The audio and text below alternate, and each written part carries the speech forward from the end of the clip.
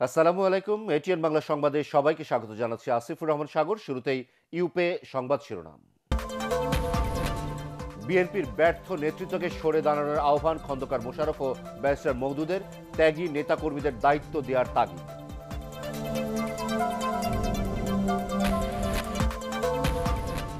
সোহরাওয়ার্দী উদ্যানে কাল বড় সমাবেশের ঘোষণা আওয়ামী লীগের। তুলে ধরা হবে নির্বাচনী ইশতেহার বাস্তবায়নের পরিকল্পনা।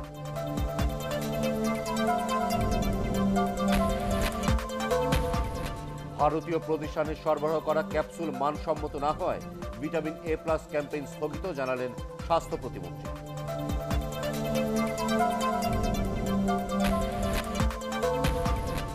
যানজট কমাতে ঢাকার 3টি আন্তজেলা বাস টার্মিনাল রাজধানীর বাইরে সরিয়ে নেওয়ার উদ্যোগ।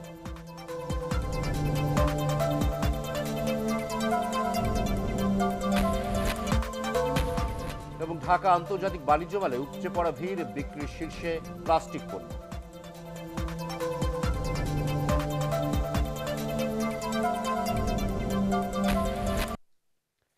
শুনছিলেন ইউপে সংবাদ শিরোনাম, এবার বিস্তারিত। দল পুনর্গঠনের মাধ্যমে ত্যাগী নেতাকর্মীদের নেতৃত্বে আনার তাগিদ দিয়ে বিএনপির সিনিয়র নেতারা বলেছেন, প্রয়োজনে ব্যর্থ নেতৃত্বকে সরে দাঁড়াতে হবে। একই সাথে তারা দাবি করেন, বিএনপি 30শে ডিসেম্বরের নির্বাচনে হারেনি, বরং আওয়ামী লীগ জনগণ থেকে চিরতরে বিচ্ছিন্ন হয়েছে। বিএনপির প্রতিষ্ঠাতা জিয়াউর রহমানের 83তম জন্মবার্ষিকী উপলক্ষে আয়োজিত অনুষ্ঠানে তারা এসব কথা বলেন। বিস্তারিত জানাচ্ছেন আবু দারদা জোবায়ের। এই অবস্থায় সুপ্রিম কোর্ট আইনজীবী সমিতি মিলনায়তনে আয়োজিত আলোচনা সভায় গত 30 ডিসেম্বর নির্বাচনে অংশ নেয়া এবং নির্বাচন পরবর্তী পরিস্থিতির বিভিন্ন দিক তুলে ধরেন বিএনপি নেতারা। অভিযোগ করেন, পূর্ব পরিকল্পিত নীল নকশার নির্বাচনে জনগণের ভোটাধিকার কেড়ে নেওয়া হয়েছে। নির্বাচনের আগের দিন রাত্রে আপনারা সবাই জানেন 40% ভোট ব্যালট বাক্সে ভরে দিতে হবে, এটা ছিল নির্দেশ। এটা একটা পূর্ব পরিকল্পিত নীল নকশার উপরে ভিত্তি করে নির্বাচন হয়েছে। জনগণের অধিকার ডাকাতি করা হয়েছে, জনগণের অধিকারকে জোর করে ছিনিয়ে নেওয়া হয়েছে।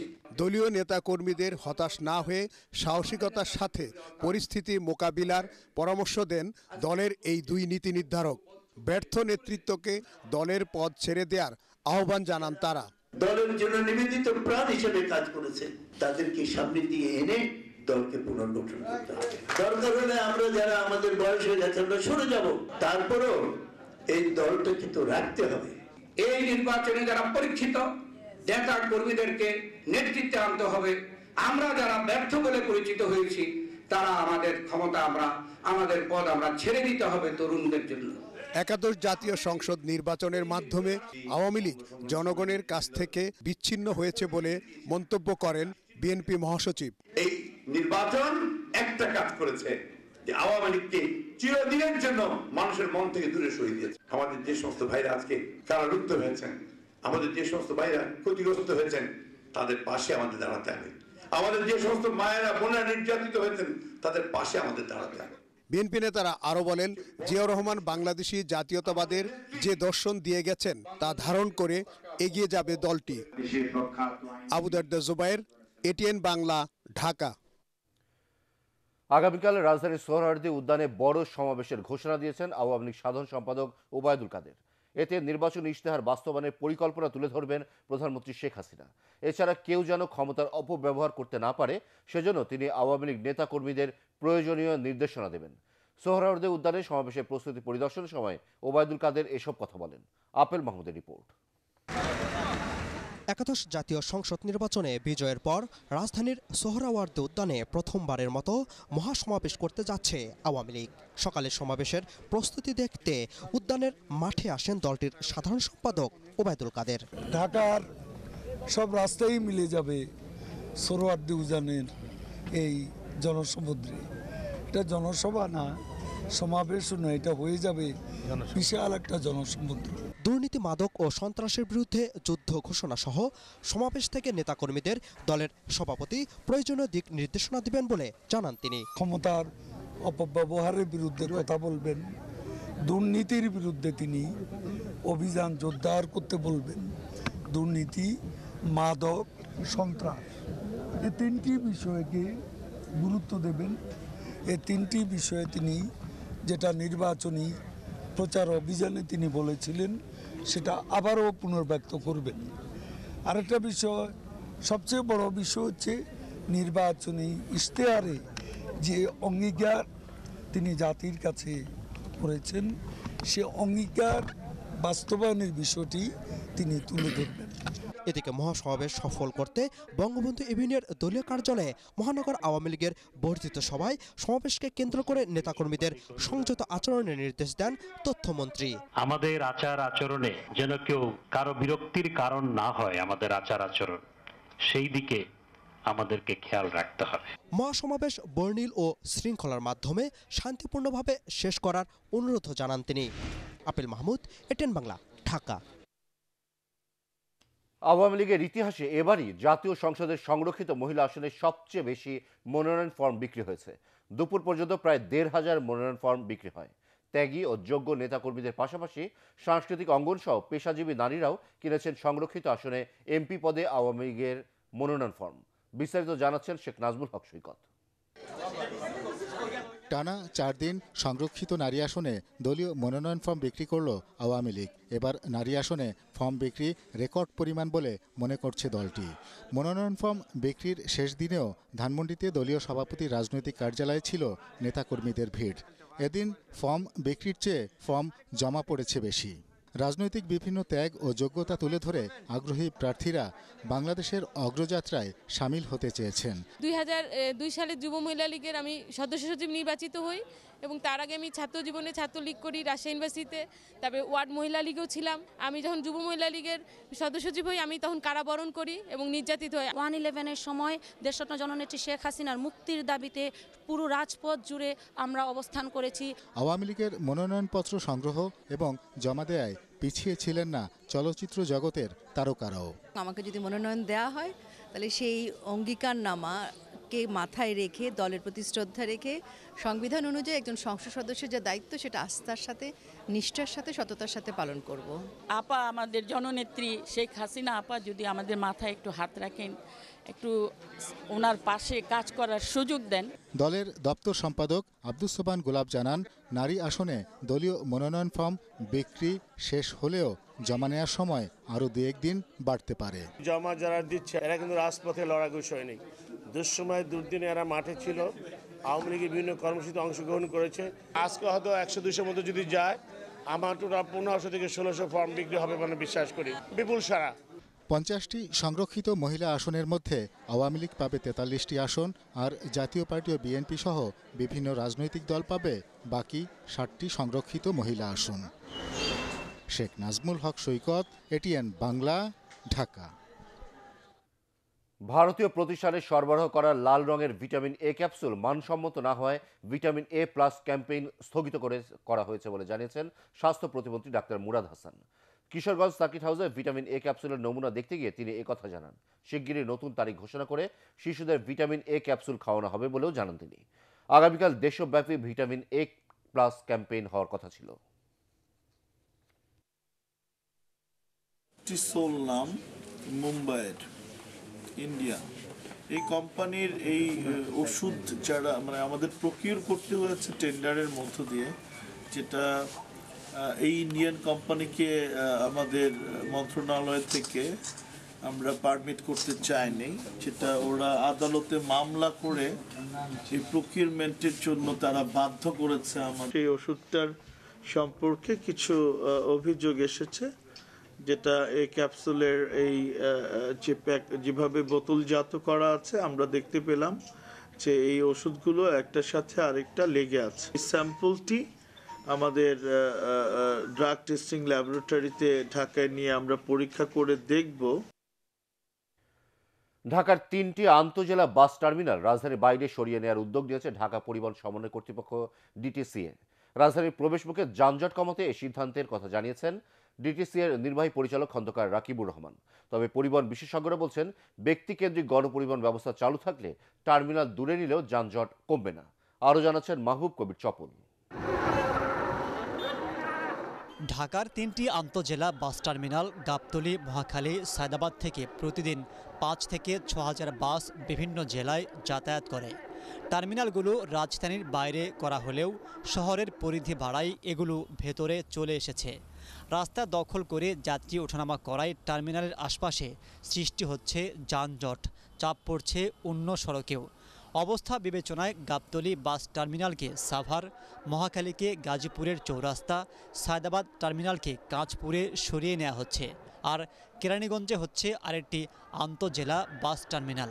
ঢাকা পরিবহন সমন্বয় কর্তৃপক্ষের নির্বাহী পরিচালক খন্দকার রাকিবুর রহমান জানান, এই 3টি টার্মিনালকে রাজধানীতে চলাচলকারী বাস টার্মিনাল করা হবে। এই 3টি আন্তঃজেলা বাস টার্মিনালকে যদি আমাদের ঢাকা সিটির বাস টার্মিনাল হিসেবে গণ্য করা হয় এবং আন্তঃজেলা বাস টার্মিনালগুলোকে আরও দূরে পাঠিয়ে দেওয়া হয়, তো এই কাজগুলোর একটা ফিজিবিলিটি করার জন্য আমরা খুব শিগগিরই আমরা কনসালটেন্ট নিয়োগ করব। তবে পরিবহন বিশেষজ্ঞ অধ্যাপক শামসুল হক বলছেন যে টার্মিনাল দূরে সরিয়ে নেওয়া হলেও সেখান থেকে রাজধানীতে যাত্রী পরিবহনে প্রতিযোগিতা শুরু হবে, ফলে আবারও আগের অবস্থা সৃষ্টি হতে পারে। তাই বাসগুলোকে শৃঙ্খলার মধ্যে আনার বিকল্প নেই।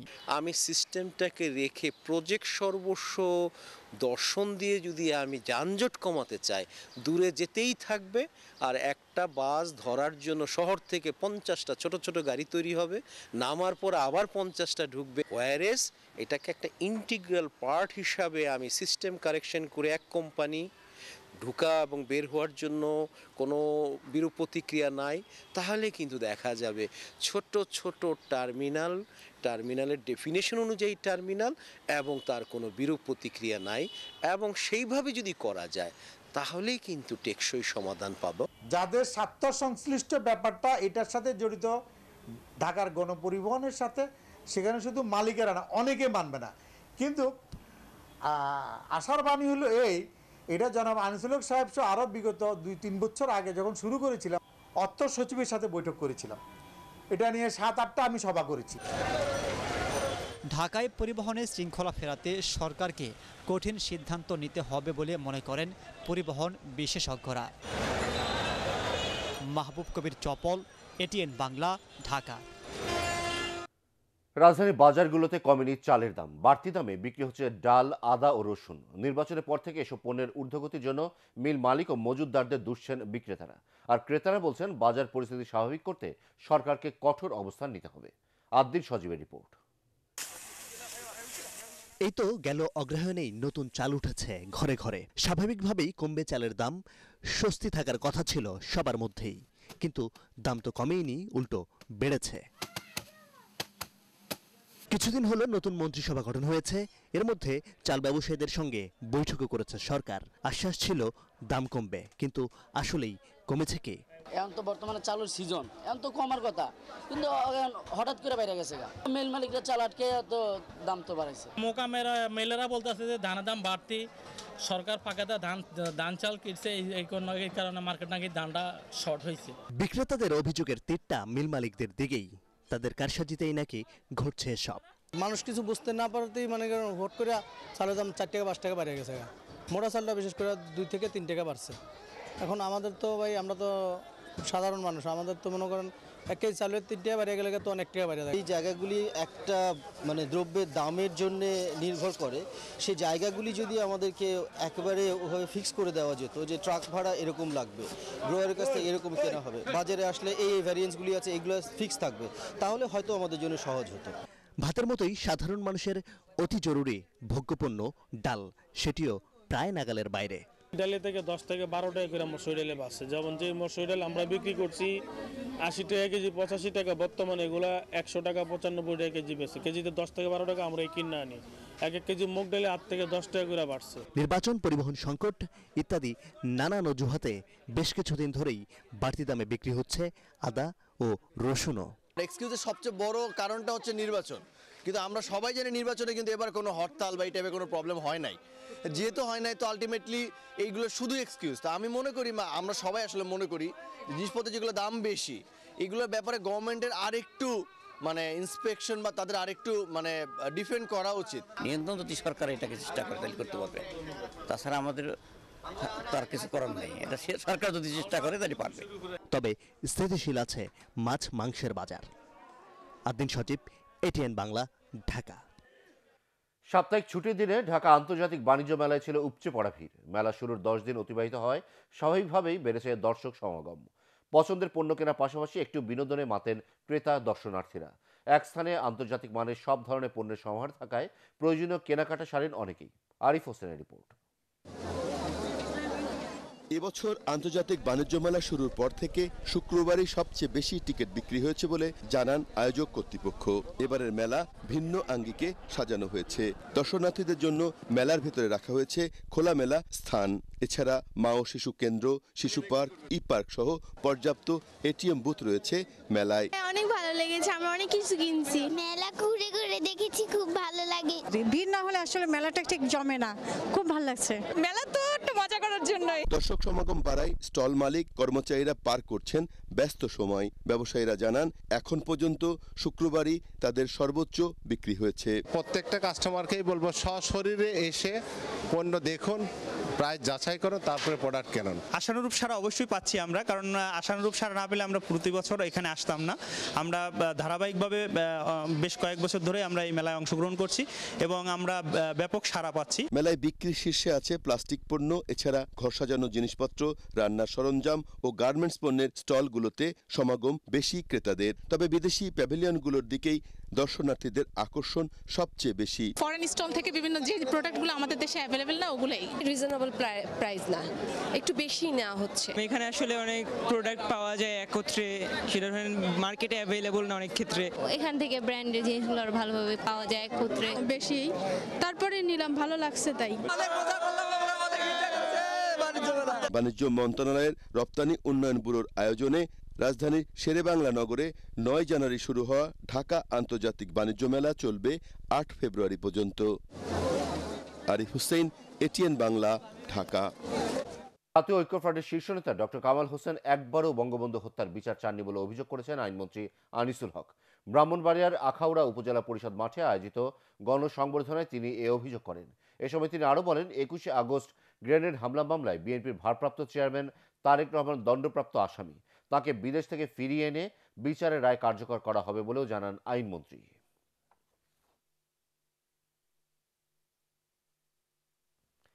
জাতীয় ঐক্যফ্রন্ট নেতাদের মধ্যে ঐক্য নেই, এজন্য তাদের সংলাপের ভিত্তি নেই বলে মন্তব্য করেছেন তথ্যমন্ত্রী ডক্টর হাসান মাহমুদ। বিকালে সাভারে আয়োজিত এক সংবর্ধনা অনুষ্ঠানে তিনি এসব কথা বলেন। এ সময় তথ্যমন্ত্রী আরও বলেন, বিএনপির দৃশ্যমান উন্নয়ন দেখতে পায় না বলেই একাদশ জাতীয় সংসদ নির্বাচনে জনগণ তাদের লাল কার্ড দেখিয়েছে।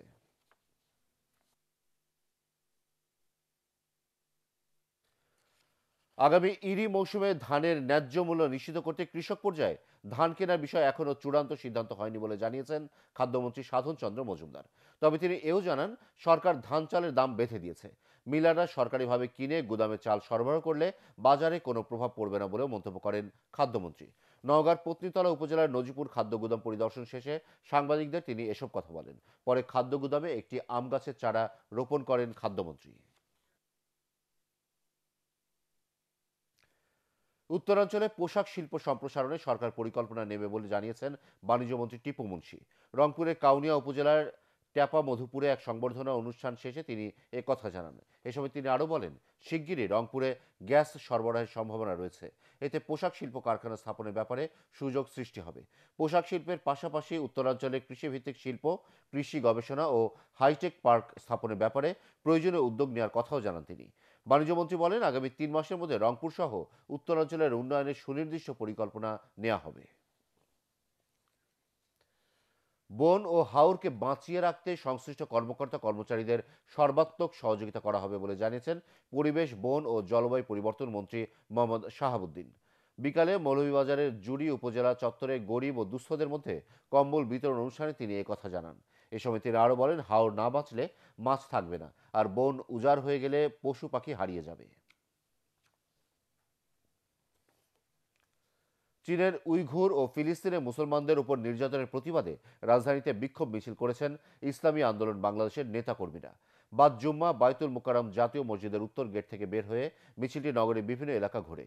সংগঠনের ঢাকা মহানগর দক্ষিণ শাখার সভাপতি ইমতিয়াজ আলম এতে অন্যান্যের মধ্যে অংশ নেন।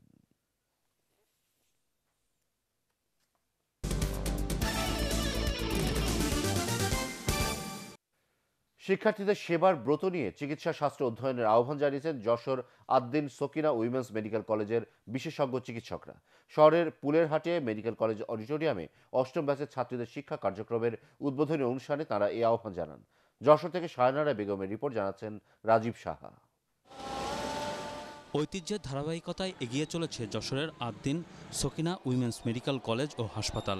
সেবার মানসিকতা নিয়ে প্রতি বছরই এই মেডিকেল কলেজে ভর্তি হয় শিক্ষার্থীরা। এবারও 2018-19 শিক্ষাবর্ষে কলেজের অষ্টম ব্যাচে চিকিৎসা শাস্ত্রে লেখাপড়া শুরু করেছে 65 জন ছাত্রী। তাদেরকেই বরণ করতে কলেজ কর্তৃপক্ষ আয়োজন করে উদ্বোধনী অনুষ্ঠানের। আসার পর থেকে আমি যে টিচারদের সাথে কথা বলছি, সবাই আমার সাথে খুব ফ্রেন্ডলি কথা বলছে। আমার মতো যারা অর্থের অভাবে পড়তে পারছে না, তাদের মেধাবী কোঠায় পড়ে নিজের স্বপ্নটা পূরণ করতে পারে আর কি। যে নিরাপত্তাহীনতার যে ব্যাপারটা সেখানে যশোরে থাকবে না। আমি যখন তখন আমার মেয়েকে খোঁজ খবর রাখতে পারবো, দেখতে পারবো। এখানে খরচ জাতীয়ভাবে যে খরচটা ঠিক তেমনই, এখানে বেশি আমার কাছ থেকে নাই। অনুষ্ঠানের প্রধান অতিথি কলেজের নির্বাহী পরিচালক ডাক্তার শেখ মহিউদ্দিনের মা সকিনা খাতুন বলেন, অন্য কোনো দিকে মন না দিয়ে শুধু লেখাপড়াকেই প্রাধান্য দিতে হবে। যার মা বাবার মন খুশি হয়, তোমরা অন্যদিকে মন দিবা না, খারাপ দিকে মন দিবা না, ভালো দিকে মন দিবা, পড়াশোনার দিকে মন দিবা। আর অর্থ উপার্জনের জন্য এ পেশা না, মানুষের সেবা করাই এ পেশার মূল উদ্দেশ্য বলে জানান কলেজের নির্বাহী পরিচালক। আমরা ডাক্তার হয়ে আবার একটু হয়ে যায়, একটু অহংকারী হয়ে যায়, ডাক্তার হয়ে একটু অহংকার এসে যায়, তখন আরো মা বাবাকে দাম দিতে চায় না। এটা যেন আমাদের ক্ষেত্রে জন্য না হয়। এবছর সাধারণ কোটায় 29 জন, মুক্তিযোদ্ধা কোটায় 1 জন, অসচ্ছল মেধাবী কোটায় 5 জন এবং বিদেশি কোটায় 30 জন ছাত্রী ভর্তি হয়েছে। Bureau report, ATN Bangla. ষষ্ঠ প্রতিষ্ঠাবার্ষিকী উদযাপন করেছে বেসরকারি satellite television channel Asian TV. এই উপলক্ষে প্রতিষ্ঠানটিকে অভিনন্দন জানিয়েছে দেশের প্রথম বেসরকারি satellite TV channel ATN Bangla. ATN বাংলার চেয়ারম্যান ডক্টর মাহফুজুর রহমানের পক্ষে এশিয়ান টিভির চেয়ারম্যান হারুন রশিদকে ফুলেল শুভেচ্ছা জানান প্রতিষ্ঠানের কর্মকর্তারা। এটিএন বাংলার উপদেষ্টা বিক্রয় ও বিপণন নুরুল ইসলাম ছাড়াও চ্যানেলের বিভিন্ন বিভাগের ঊর্ধ্বতন কর্মকর্তারা এই সময় উপস্থিত ছিলেন।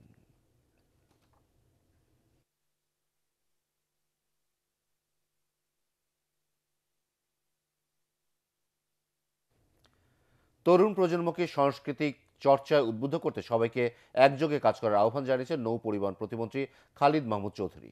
ঢাকা বিশ্ববিদ্যালয়ের জয়নুল গ্যালারিতে দেশ বিদেশ শীর্ষক 3 দিনের আলোকচিত্র প্রদর্শনীর দ্বিতীয় দিনের অনুষ্ঠানে তিনি এই আহ্বান জানান।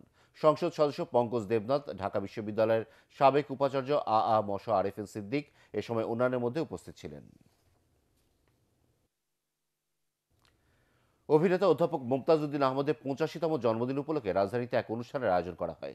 বাংলা একাডেমির আব্দুল করিম সাহিত্য বিশারদ মিলনায়তনে আয়োজিত অনুষ্ঠানে বাংলা একাডেমির মহাপরিচালক হাবিবুল্লাহ সিরাজি, সাংবাদিক কামাল লোহানী, সাংস্কৃতিক ব্যক্তিত্ব রামেন্দু মজুমদার, এটিএন বাংলার উপদেষ্টা অনুষ্ঠান নওয়াজিশ আলী খান এতে অন্যান্যের মধ্যে উপস্থিত ছিলেন।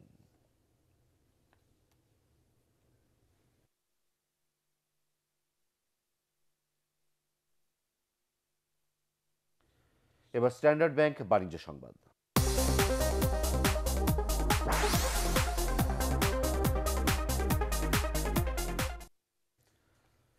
হোন্ডা বাংলাদেশ বাজারে নিয়ে এলো স্টাইলিশ ড্রিম লিও ও হোন্ডা লিভো মডেলের মোটরবাইক। এই উপলক্ষে রাজধানী বঙ্গবন্ধু আন্তর্জাতিক সম্মেলন কেন্দ্রে আয়োজিত অনুষ্ঠানে হোন্ডা বাংলাদেশ প্রাইভেট লিমিটেডের ব্যবস্থাপনা পরিচালক ও প্রধান নির্বাহী কর্মকর্তা ইউসিরো ইসি অন্যান্যের মধ্যে উপস্থিত ছিলেন। অনুষ্ঠানে জানানো হয়, এই মডেলের মোটরবাইকে লিটারে চলবে 74 কিলোমিটার পথ।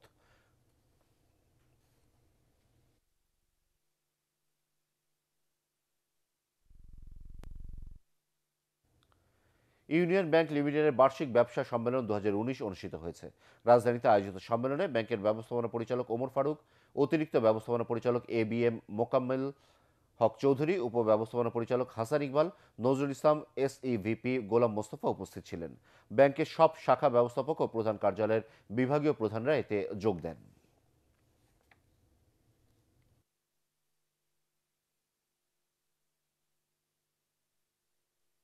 এবার পার্টেক্স খেলার খবর।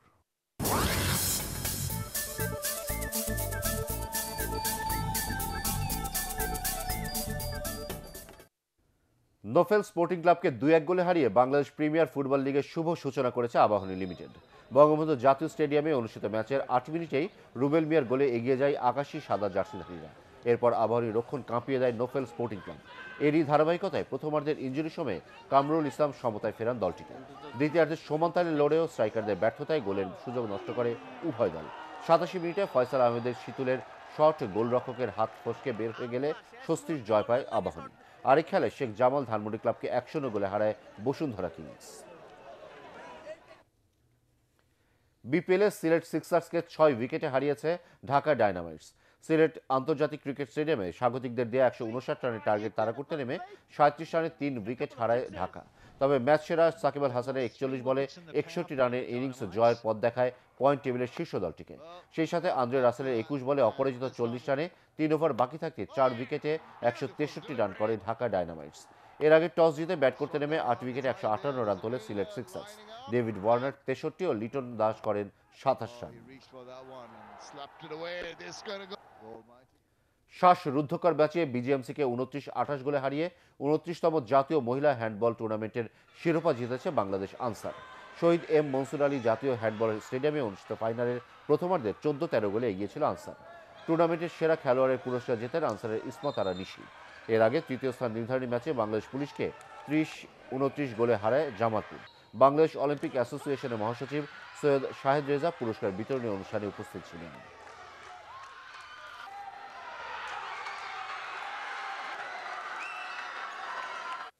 শেষ করার আগে ইউপে সংবাদ শিরোনাম আরও একবার।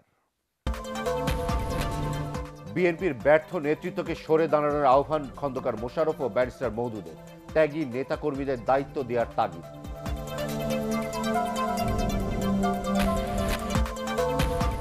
সোহরাওয়ার্দী উদ্যানে কাল বড় সমাবেশের ঘোষণা আওয়ামী লীগের। তুলে ধরা হবে নির্বাচনী ইশতেহার বাস্তবায়নের পরিকল্পনা।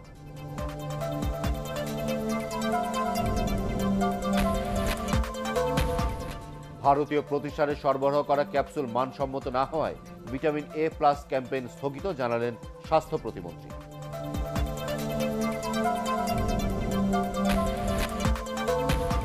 যানজট কমাতে ঢাকার 3টি আন্তজেলা বাস টার্মিনাল রাজধানীর বাইরে সরিয়ে নেওয়ার উদ্যোগ।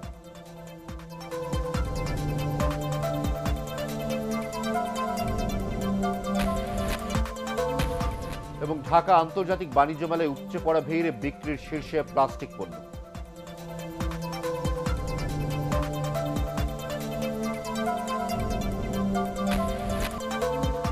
পরবর্তী সংবাদ দেখার আমন্ত্রণ জানিয়ে এখনকার মতো শেষ করছি। এটিএন বাংলা সংবাদ ইউটিউবে দেখতে ব্রাউজ করুন www.youtube.com/ATNTubeNews। সাবস্ক্রাইব করে থাকুন এটিএন বাংলার সাথে।